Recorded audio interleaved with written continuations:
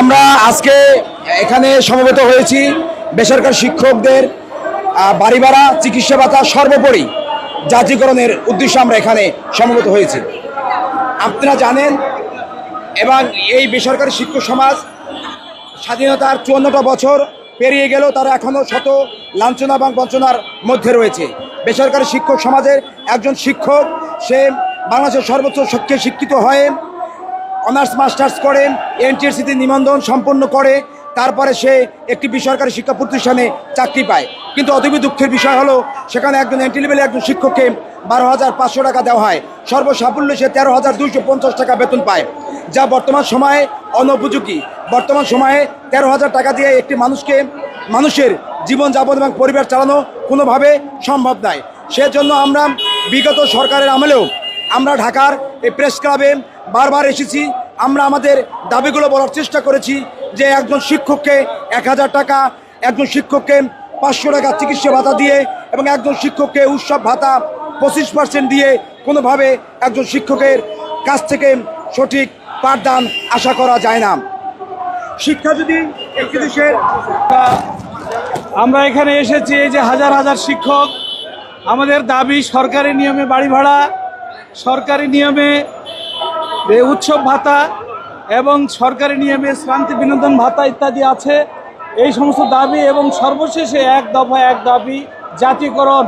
এই জাতীয়করণের মাধ্যমেই আমরা মনে করি যে আমাদের এই শিক্ষক সমাজের তথা ছাত্রছাত্রীদের এই জাতীয়করণের মাধ্যমে সমস্ত শিক্ষার যে সমস্যাগুলো আছে এই সমস্যাগুলো এবং বৈষম্যগুলো দূর হবে বলে আমরা মনে করি।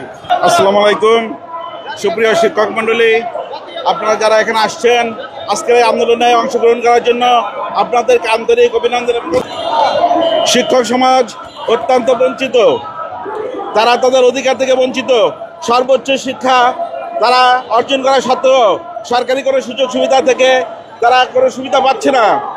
শিক্ষা জাতির মেরুদণ্ড, এই শিক্ষকরাই জাতি গড়ার কারিগর। কিন্তু অত্যন্ত দুঃখের বিষয়, কোনো সরকারি এই শিক্ষকদেরকে যথেষ্ট সম্মান দেয়নি।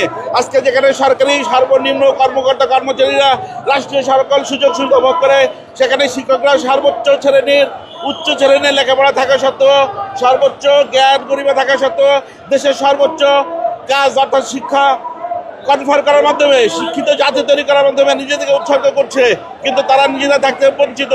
আমরা চাই সরকার অনতিবিলম্বে এই বিষয়ে গুরুত্বপূর্ণ পদক্ষেপ নেবে এবং শিক্ষা ব্যবস্থাকে জাতীয়করণ করে সকল শিক্ষক সমাজের রাষ্ট্রের সকল সুযোগ সুবিধা তারা যেন পূর্ণভাবে পাইতে পারে। জনতা 50% গৃহ সুবিধা অর্থাৎ 50% ঘর ভাড়া এবং সরকারি সকল কর্মকর্তাদের নেয় জনতারা হাউস রেন্ট এবং মেডিকেল এবং অন্যান্য সুযোগ সুবিধা পাইতে পারে। আমরা সরকারের কাছে সেই দাবি জানাচ্ছি এবং যদি সরকার আমাদের জাতীয়করণ করে তাহলে ইনশাল্লাহ বাংলাদেশের সকল শিক্ষক সমাজ সবসময় এই সরকারের সঙ্গে থাকবে। সবাইকে ধন্যবাদ।